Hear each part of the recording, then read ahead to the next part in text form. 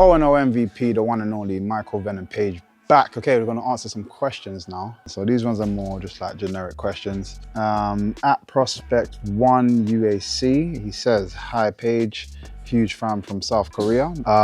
Is it okay to use your in and out style with a southpaw stance? If it is okay, then is there something that I have to know? I know you are going to definitely beat Kevin Holland. You will knock him out. Early congratulations. So thank you very much for that. Is there something different for having it southpaw? And I'm not sure if you mean you being southpaw or your opponent being southpaw, but I'll answer both. If you are southpaw, to be fair, it's the same kind of thing. If you are southpaw or you're orthodox and your opponent is southpaw and you're using an in and out style, it's exactly the same thing you would look for even if you had a generic style, and that is foot positioning. So if I'm an orthodox style, my left foot's forward. If they are southpaw, their right foot's forward. So let's say their right foot is here, yeah? And I'm gonna use the phone. That's my opponent's right foot. If I'm on the inside of my opponent's foot, I'm in danger I'm in line of their backhand. That puts me in danger. If I am here, it's relatively even. If I get my foot on the outside of their foot, puts them in danger, yeah? And them in line with my power hand, that backhand, and power kick, the back leg. So that's the only thing you need to worry about, is making sure that you stay online or work ways of getting to just the outside of your opponent to land punches, land kicks more effectively. It's the same thing in reverse. If I am a southpaw, a good person to look at as a southpaw fighter with my style or similar style is Raymond Daniels. He is, like I said, roughly the same, but he fights with a southpaw stance, so his right leg's forward. So again, that's my opponent's left leg now, and I need to make sure exactly the same thing. If I put my foot on the inside, I'm in danger. If I keep my foot in line, we're relatively even, and I want to find ways to get my foot on the outside so I can land my big power backhand.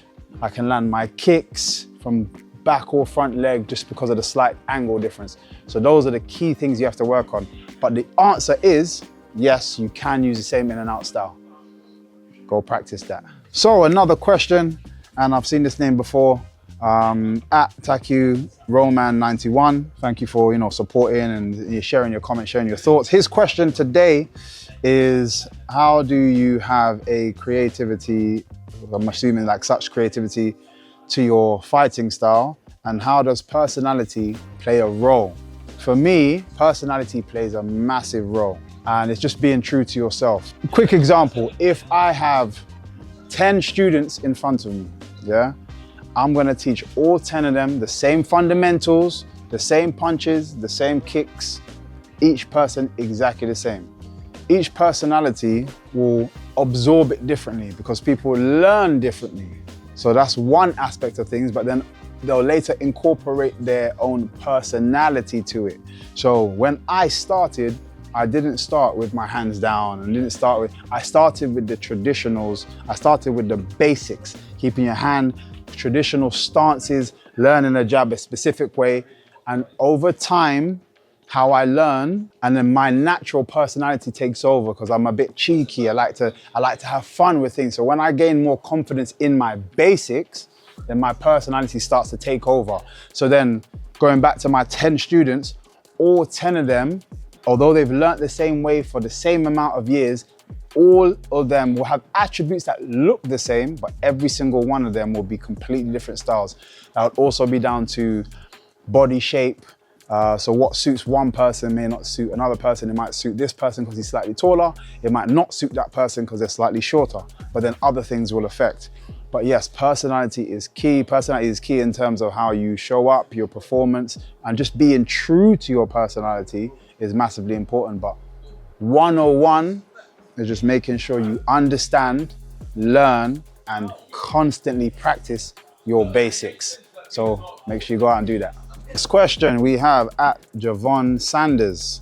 Thank you for supporting. Again, keep coming with your comments. His question, when did you develop your personality? And when did you develop your personality in the cage, sorry? Do you get negative feedback for it Can't wait to see you against Holland. Thank you very much. So first question that you've put there, when did I develop my personality in the cage? Now, I already had a fight personality. So although you're saying in the cage, my personality came way before then, because I've done years and years, probably like 25 plus years at that point of kickboxing. So I already had a combat personality. I already had that flair. I definitely believe like my family had a massive part to play. The Caribbean culture, we love to smile, we love to dance, we love to laugh. Like all of that part of my personality and part of my culture became absorbed into me as a fighter. So as I'm fighting and I'm doing, you know, and I'm feeling more comfortable and I'm landing shots, I start to have fun with it. You start to see me smiling, you start to see the shoulders rolling, all that kind of stuff is just part of my personality. And did I get negative feedback for it? Hell yes. Hell yes. I got more than negative feedback. I find people are very quick to judge in life, full stop. The difference is if you are being true to yourself and that is your actual personality, it doesn't matter what people are saying. You will be successful if you are good at your job. You will be successful in it with that personality. So don't let anybody deter you because of their comments. So yes, I got a lot of negative feedback. Like from my first fight, if anybody can go back and find the video that got uploaded, the comments on there, I'd say 98% negative. But nowadays, you know, supporters like yourself are starting to understand me as a personality because they got to see me more. They get to see my personality inside and outside the cage, and they're a lot more accepting of it, but it's always been me. I've never changed from how I fight in the cage, how I am outside the cage. That's always been the same. Being true to yourself is massively important. So guys, stay true to yourself, keep training hard, let's go. At the Lee Bros, I'm assuming it's two of you. So it says, great video MVP. How would you go about attacking with a sidekick or sidekicks and defending them? So obviously different scenarios. If we're talking kickboxing, slightly different. MMA, slightly different. But I'm gonna focus more on the MMA, that's where I am. So, if I had to attack with sidekicks, I prefer to use sidekicks as almost like a jab in MMA, especially offensively. It's never really gonna be an attack that finishes fights. Throwing them can get you a little bit stuck sometimes, so I like to use it as a gauge. I flick it out just in front, just to keep my opponents at distance. If I find they're trying to close me down, I might flick up a sidekick nice and high towards their chest or head. And the reason being, if you land to the body, it's easy to be caught. Because again, it's not kickboxing, so they can go for takedowns and stuff. So they land on you, they'll take that body kick. Because again, it's not a fight-ending shot. They'll take that body kick, they'll grab your legs, start pulling you in, and you may end up a bit tangled up and having to defend the takedown. But if I throw the kick just short of them and high, it's harder to grab. So anything like here and up is a lot harder to grab. Lower down, easier to grab. So my kicks are gonna come up nice and high. Defensively, I'll land that kick because I always use this term. So keep this in mind, the car crash effect. Creating that movement forward from your opponent while landing your strike. So two forces are coming together. Obviously, them being on the negative side of that. So as they are pressing me, I'll land a sidekick. Now it's slightly different because I can land this one to the body because there's gonna be a little bit more impact and a little bit harder to grab when you've run into it, yeah? So if they're stationary and I throw that sidekick, it's easier for them to grab it. They can be a bit more ready and they're steady for it. But if they're moving and they get caught, it's harder to catch in that moment. So if I feel like I'm being run down, I'll take a step back. I always use this back leg, step back for space, just to give me time and space to judge and time what's about to happen.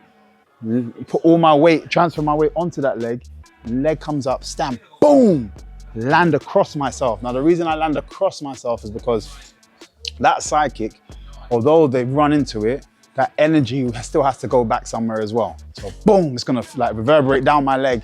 And if I try to put my leg back down in position, I'm falling, remember? So I'm gonna do this and end up falling over. Yeah, so even though I landed a good kick, I've ended up on the floor. You don't want that. So I catch my balance behind myself. Boom, catch my balance here.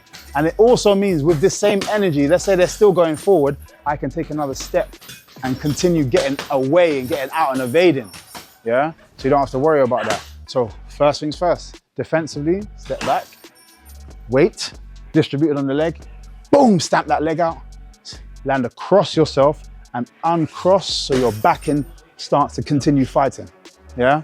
So that's the defensive side of it. Offensively, keep your chest and above. So it can't be caught, and use it more as a gauge because it's not gonna be that devastating a kick. Unless you land them to the head, and then that just depends on your comfortability, your flexibility to actually get your leg up enough to land those kicks to the head. You can stamp your kick to the head all day. Again, a lot harder to catch, a little bit more devastating. Other than that, it's just a gauge. Keep your opponent at distance. Boom, flick it out. Keep them at distance like a jab, but obviously 10 times, but a lot longer than your punch in hand. Guys, go practice that. Guys, I'm loving the comments, I'm loving the interactions. Keep them coming in. The comments down below, I'm gonna select as many as I can to keep going through. Comments down below. Click the bell for any notifications coming in and make sure you subscribe to the channel, guys. See you next time.